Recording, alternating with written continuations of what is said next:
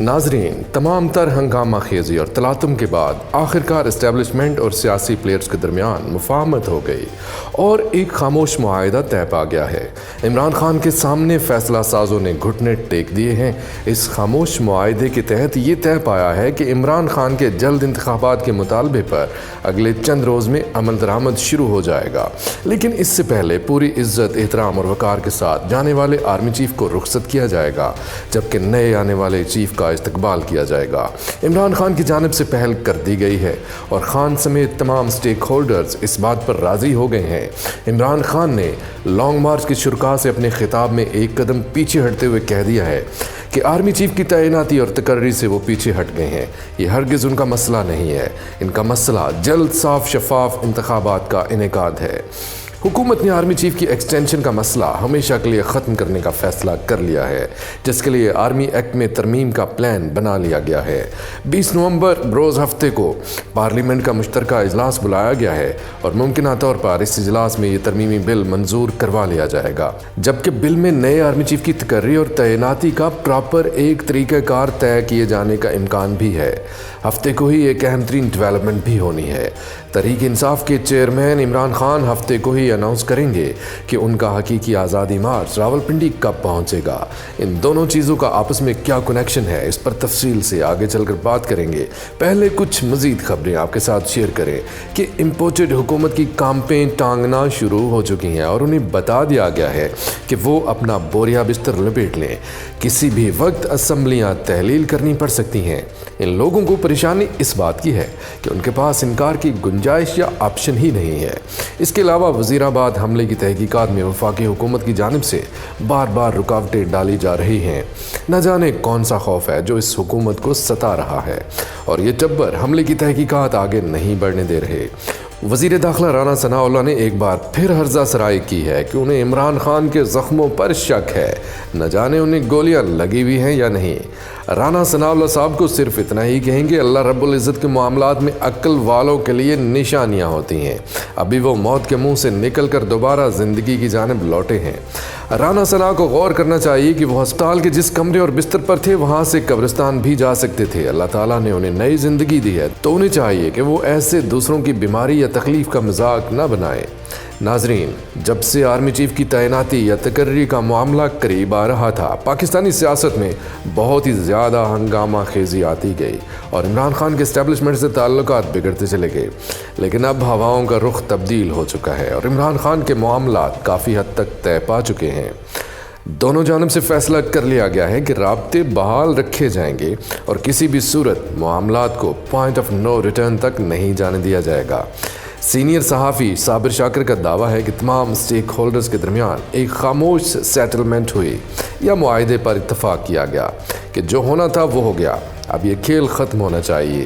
کمان کی تبدیلی پروکار انداز میں ہونی چاہیے، جانے والے آرمی چیف کو پروکار انداز میں رخصت کیا جائے گا اور نئے آنے والے چیف کا ویلکم کیا جائے گا اور ہر ممکن کوشش ہوگی کہ نئی تعیناتی یا تقرری کو متنازع نہیں بنایا جائے۔ Chairman P T I Imran Khan نے کہا ہے کہ آرمی چیف کی تعیناتی کے معاملے میں ہم پیچھے ہٹ گئے ہیں۔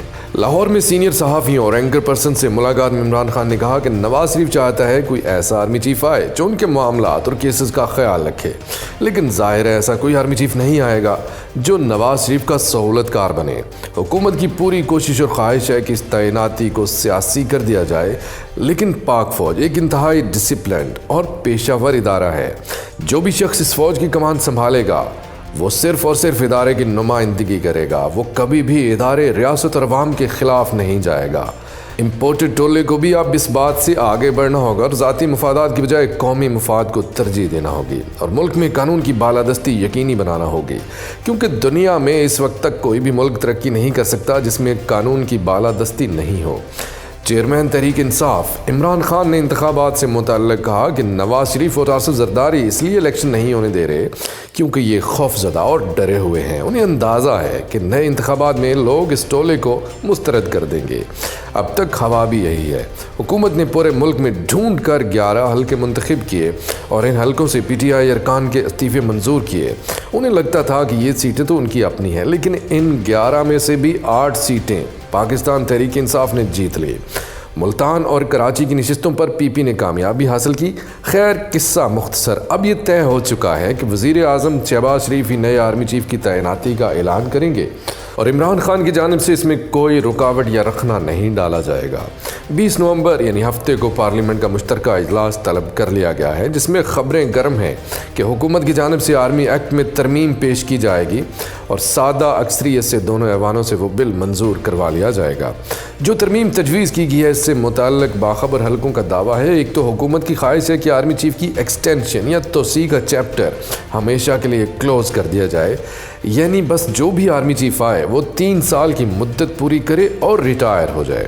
اس سے متعلق رانا ثناء اللہ پہلے ہی کہہ چکے ہیں، اگر ہم نے ایکسٹینشن کا مسئلہ حل نہیں کیا تو یہ ہر وزیر اعظم کے لیے درد سر بنا رہے گا۔ اب دیکھنا یہ ہے کہ حکومت واقعی اس میں سنجیدہ ہے یا محض پانی کی گہرائی کا اندازہ لگانے کے لیے پتھر پھینکا گیا ہے۔ اگر سامنے سے ری ایکشن نہیں آیا تو یہ ترمیم کر دی جائے گی، لیکن اگر سخت رسپانس دیا گیا تو پھر یو ٹرن لیتے ہوئے ترمیم پیش نہیں کی جائے گی۔ یہی وجہ ہے کہ اب تک حکومت کی جانب سے باضابطہ طور پر آرمی ایکٹ میں ترمیم کا بل پارلیمنٹ میں پیش کرنے کا اعلان نہیں کیا گیا۔ ایکسٹینشن کے خاتمے کے ساتھ ساتھ یہ تجویز بھی زیر غور ہے کہ تقرری کے لیے سینیارٹی کا فارمولہ اپلائی کیا جائے، جیسے سپریم کورٹ میں بھی ماضی میں چیف جسٹس کی تعیناتی کے لیے کھینچا تانی چلتی تھی اور باقاعدہ ججز کو سیاسی کر دیا گیا تھا، لیکن پھر جب سینیارٹی کا اصول لاگو ہو گیا تو سب کو پتہ ہے کہ ثاقب نثار کے بعد جسٹس گلزار نے آنا ہے، ان کے بعد عمر عطا بندیال چیف جسٹس ہیں اور اب اگلے چیف جسٹس قاضی فائز عیسیٰ ہی بنیں گے۔ اسی طرح آرمی بھی ہو سکتا ہے کہ جو موسٹ سینئر ہو وہ آرمی چیف بن جائے، جبکہ دوسرے نمبر والے جرنیل کو chairman joint chiefs of staff committee لگا دیا جائے۔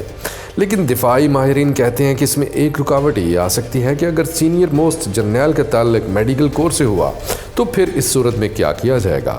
ویسے تو یہ آگے کی باتیں ہیں، فی الحال تو یہ دیکھنا ہے کہ حکومت مشترکہ اجلاس میں بل لاتی بھی ہے یا نہیں، کیونکہ وزیر دفاع خواجہ آصف نے تو ان تمام باتوں کو مسترد کر دیا۔ ان کا کہنا ہے کہ آرمی ایکٹ میں ترمیم سے متعلق تمام باتیں کیا سرائیوں اور افواہوں تک محدود ہیں۔ فی الحال اس سے متعلق حکومت کا کوئی ارادہ نہیں ہے۔ ویسے بھی یہ ترمیم اتنی آسان نہیں ہوگی، کیونکہ ہو سکتا ہے کہ اگر مشترکہ اجلاس سے منظوری لے لی جائے تو پھر بل دستخط کے لیے صدر مملکت کو بھیجا جائے گا۔ اگر صدر کی جانب سے اس ترمیم پر اعتراض اٹھا دیا گیا تو معاملہ دوبارہ لٹک جائے گا۔ چلتے چلتے ایک خبر اور شیئر کرتے چلیں کہ نئے آرمی چیف کے آتے ہی امپورٹڈ حکومت کا بوریا بستر لپیٹ دیا جائے گا اور اس سے متعلق حکومت کو آگاہ کر دیا گیا ہے کہ بہتر ہوگا وہ خود چلے جائیں تاکہ اگلے سال کے آغاز میں نئے انتخابات کرائے جا سکیں۔ لیکن اگر اس ٹولے نے آناکانی کرنے کی کوشش کی اور باعزت طریقے سے گھر نہیں گئے تو پھر ایم کیو ایم یا باپ پارٹیوں جیسی جماعتوں کو اشارہ کیا جائے گا اور اس کے بعد 2 ووٹوں کے بل بوتے پر قائم یہ شوباز سرکار ایک لمحہ بھی کھڑی نہیں رہ سکے گی اور اس مراسلہ حکومت کی عمارت دھڑام سے زمین بوس ہو جائے گی۔ آج کے لیے اتنا ہی، فی الحال اجازت دیجیے اس دعا کے ساتھ کہ اللہ رب العزت ہم سب کا حامی و ناصر ہو۔ پاکستان زندہ باد۔